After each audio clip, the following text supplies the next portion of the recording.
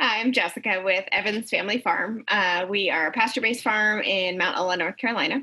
A little bit about us. We're one of those kind of out of nowhere stories where we didn't have a background in farming at all.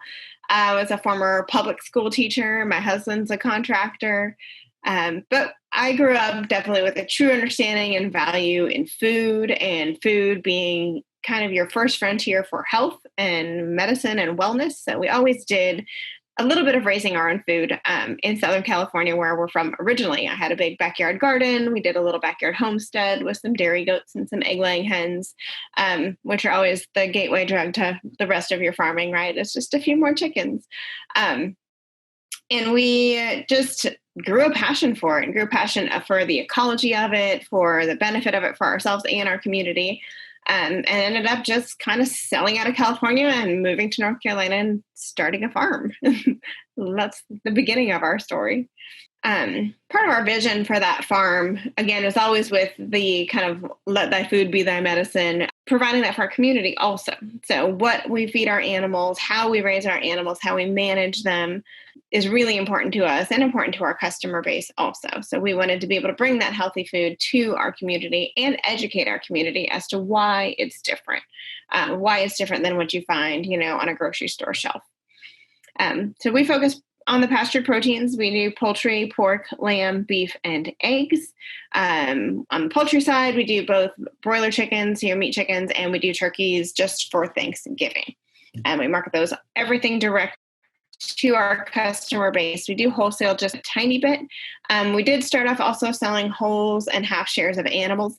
But as we've been able to kind of pivot and grow over the last 4 years, we really cut out the things that we know are not where we want to go long term. So we've kind of cut a lot of our wholesale out for our meat. We just wholesale eggs to a few cafes locally, but everything else goes direct to our customer base.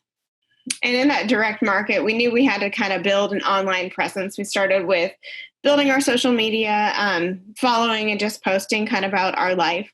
The picture that's up here, I love. It's my youngest daughter and I, and I've used it in twofold in a couple of ways.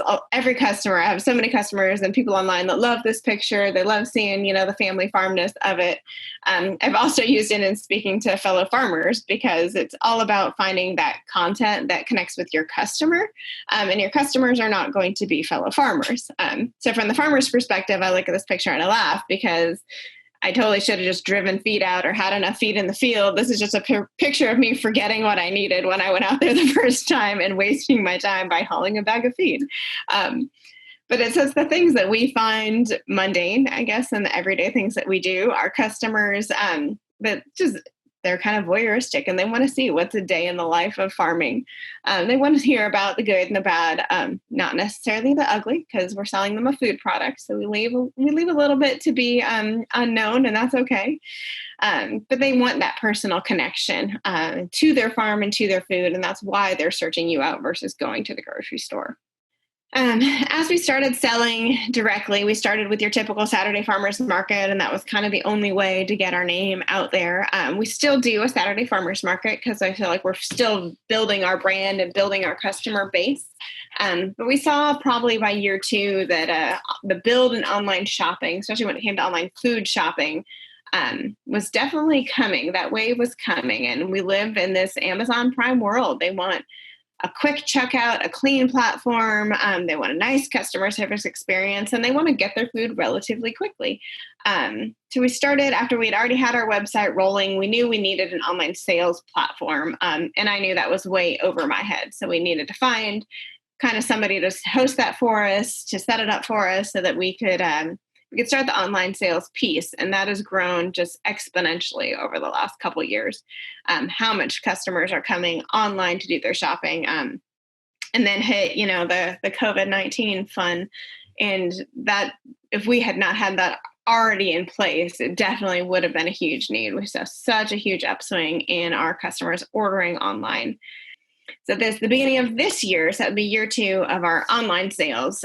We started doing home delivery. We definitely saw that convenience was key. That was our easiest and most economical way to offer that kind of Amazon Prime experience, was to drop a package directly at a customer's house. because 99% of our customers are within a driving distance that we drive to already.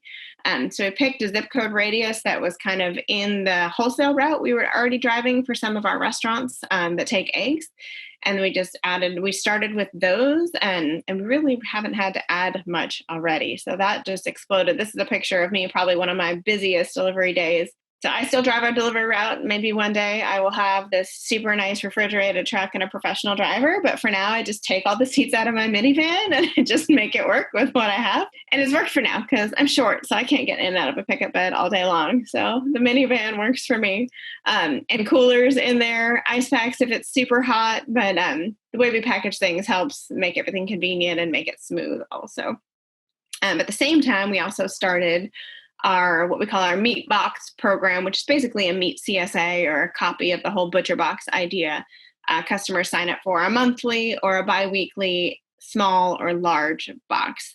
That's just a variety of meats that we have on hand. So I try and always make it a good variety. I'm not going to fill it with like organ meat and hamburger because then I wouldn't have any customers. So I want to make it a good value. I want to feel like they're getting, they're getting this nice experience. And if I put something a little bit, I say air quotes, weird in there. If I give them like a beef shank, for example, I'll email a recipe showing them how to cook it. And I've never had pushback on anything too weird. I don't put any super weird stuff in there. But I was a little unsure how it would take off because customers weren't picking their stuff out. But I know the veggie CSA model works. So surprisingly, customers have liked the lack of choice. It seems a little counterintuitive, but they like the streamlinedness of not having to pick it out and it just shows up on their doorstep. And then they're like, oh, I'll figure out what to cook based on what I have, which has been really neat. And even with a convenient standpoint for where to pick up their box or how to get their box,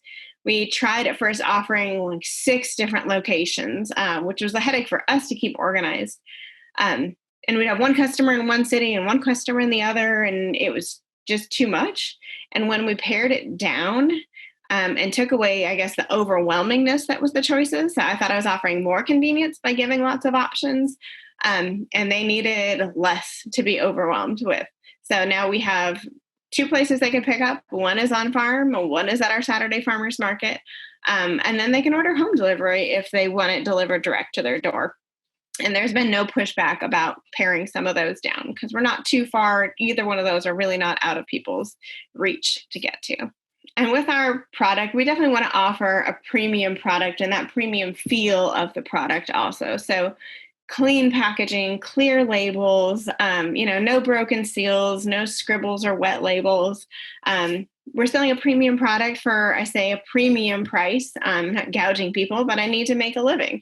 And what we do is labor intensive, as y'all know, I'm sure. And I'm never apologetic about needing to make a living. So if a customer wants a Walmart chicken, they're just going to go to Walmart. They're not really going to haggle with me. And if they do, they're just not my customer, and that's okay too.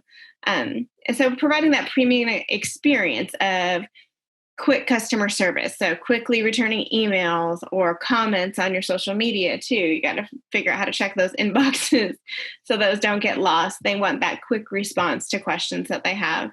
And giving that personal feel. So even with an online platform, they're not getting maybe that face-to-face experience where they get to know you. But providing that personal feel with little handwritten notes. So a first-time customer will always put a little like handwritten thank you note with their first name in it so they know it's not just pre-printed. Hey, thanks for your order. I hope you enjoy everything. And just stick it in the box. It takes me, 10 seconds to write that out real quick. And packaging like the insulated totes in this picture are what we do our home deliveries in. And then we just ask customers to leave them out on their doorstep for their next delivery. So it creates also that like, hey, you want to order again because you're going to leave this bag out for me. And also kind of the ecological standpoint of not using up too much packaging while still helping customers kind of keep it at like a what they would feel a safe temperature. Everybody's home now anyway, so they know right when I deliver it, they get a text message that their box is outside or their bag is outside waiting for them. And that's all part of the branding too, building that brand and building that personal experience for the customer. They're going to talk about you with their friends, which that word of mouth marketing is better than anything else we could pay for anywhere else. Just keeping those relationships built over time. And again, providing products that people want. So our bacon is definitely a premium product. You can't find clean bacon anywhere else. And customers like, even just from the social media side, they want to see just fun pictures of you doing what you do. So taking a selfie in front of a cooler of bacon seems really silly when you're doing it. But it's part, again, building that customer experience. People get excited. Oh, this product's coming. Sometimes I won't even leave a lot of words underneath the post, and building that kind of FOMO, fear of missing out if they don't get their bacon quick. But again, it's a premium product and we sell it for a premium price, and provide that premium customer experience. And that's a lot of what our customer wants. They want to get to know you. And if they're not doing that in a face-to-face fashion, they're going to do that through following your social media feed, or through those personal touches that you leave with their orders, or how you respond to their email questions, even when they're silly questions. And they want that, again, they want that personal connection to their food, is why they're shopping, directly with a farm rather than with a grocery store. And being able to pivot has been essential, I guess, in our success of this direct to market online experience. Being able to shift with what the tide's bringing. So we thought about shipping was going to be our platform because I didn't really want to drive around all day. But most of our customers are local, so they're not going to pay to ship, but they still want that online convenience. So even though maybe it wasn't my first choice, it's definitely helped us grow, helped us build our business over time, and will help pay for that, future reefer truck with the professional driver in it that I don't have to drive around. But for now, I make it work. I got to bootstrap the minivan and the coolers and, my pack list, and I'm set to go. Well, thanks for joining us on Direct 2020. I hope this information was helpful on adding convenience to your sales platform. Feel free to follow us on Instagram, Evans Family Farm NC, or Facebook, same handle, Evans Family Farm NC. You can also find my contact information or reach out with any questions about how or why we're doing the things that we're doing that are working for us. Thanks.